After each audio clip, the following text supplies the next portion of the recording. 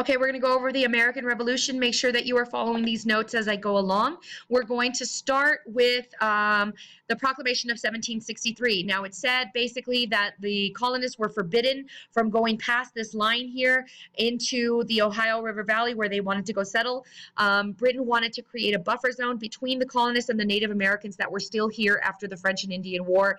Of course, the colonists didn't want that. They wanted to continue to go and move and settle in the fertile Ohio Valley. So Proclamation of 1763 said two things. Number one, they couldn't go west. Number two, anybody who was already here needed to come back.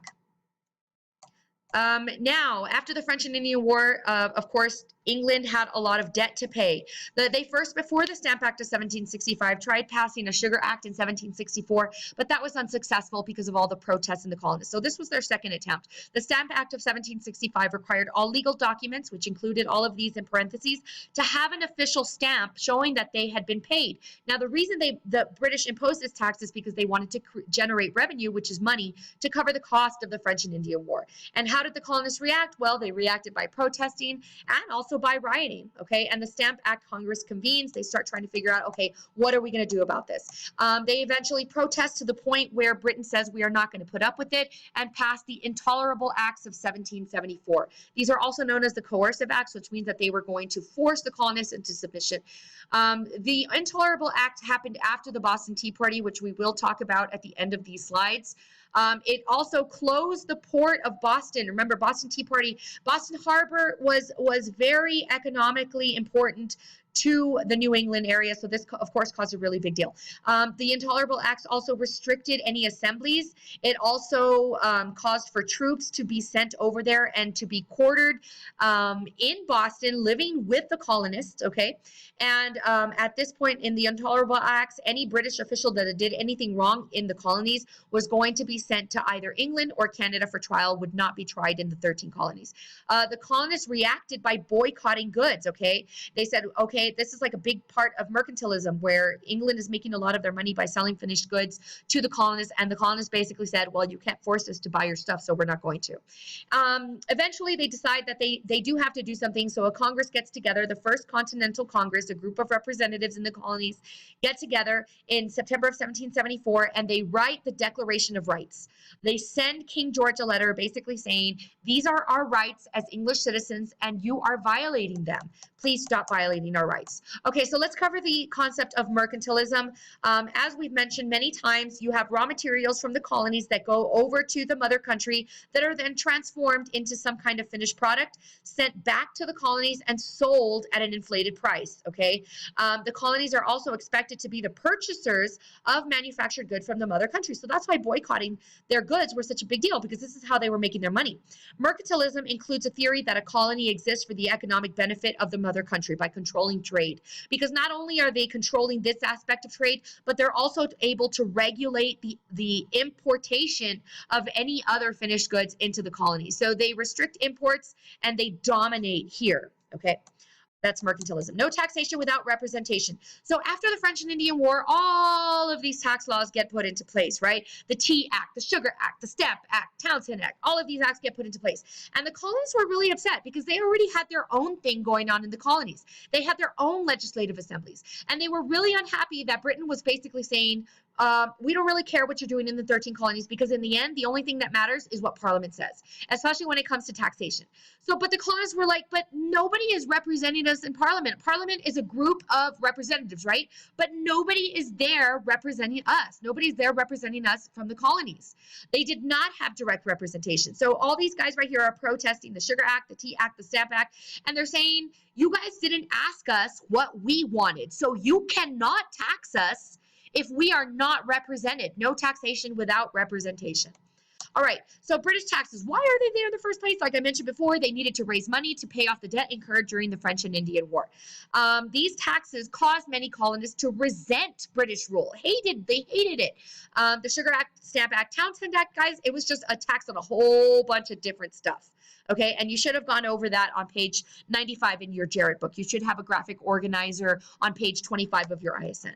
All right, important individuals of the American Revolution. Abigail Adams, super important because she was an advocate of women's rights. As John Adams and all his buddies were writing the new Constitution, she urged him to remember the ladies. In other words, women's rights. Now, John Adams, her husband, was a second president of the United States, but before he was second president of the United States, he was a respected lawyer and politician in Boston.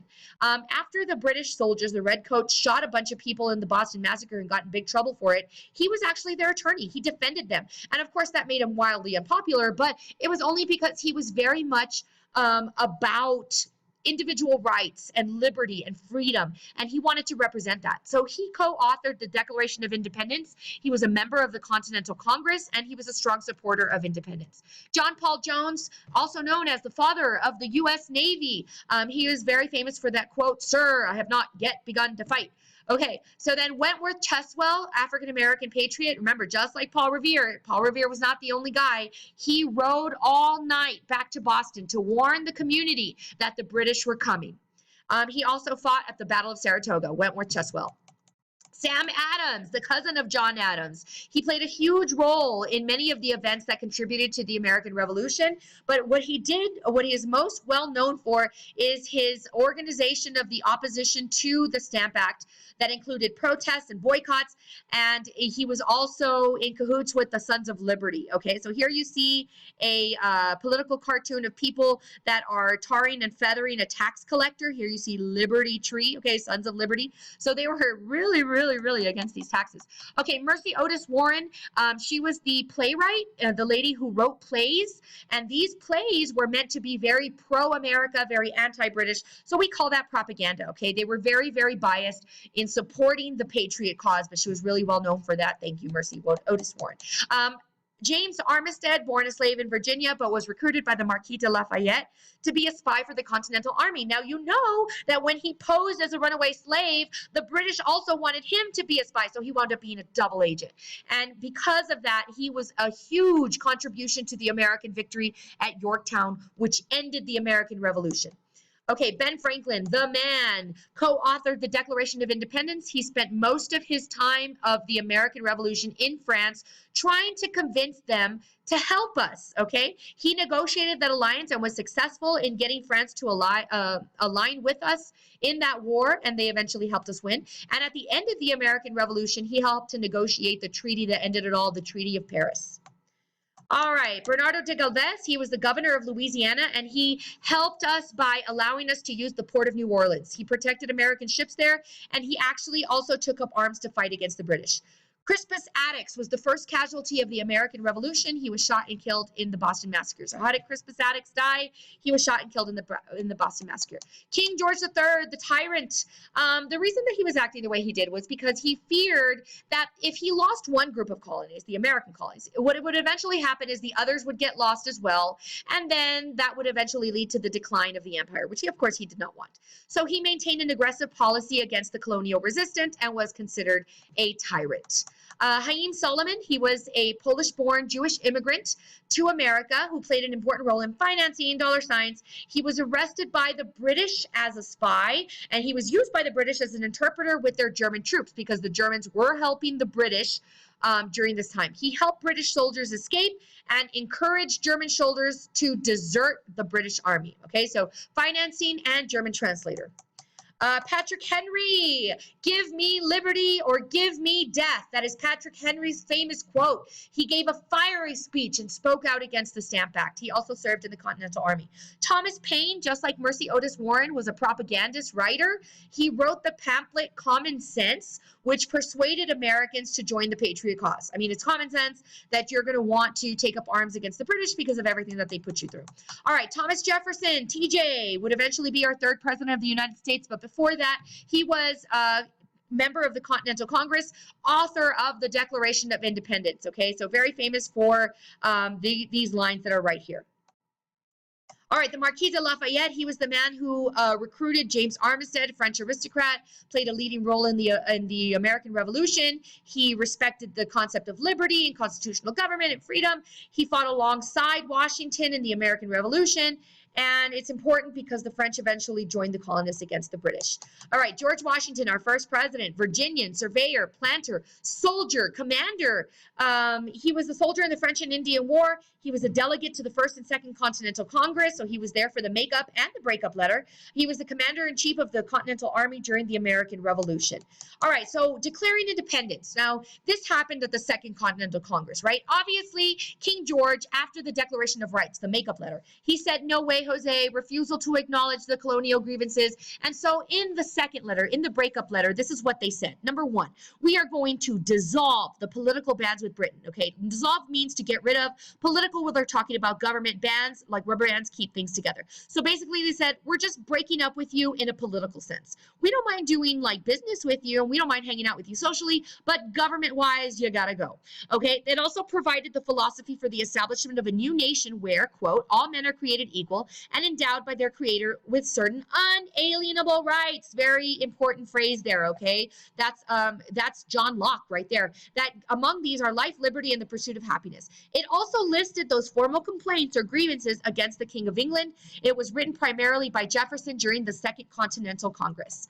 All right, so during the Second Continental Congress, obviously if they're writing the breakup letter, they know that they're going to do their own thing now. They're going to have their own country. So because of that, they had to write their own constitution, which this constitution is called the Articles of Confederation. It happened during the Second Continental Congress, 1776.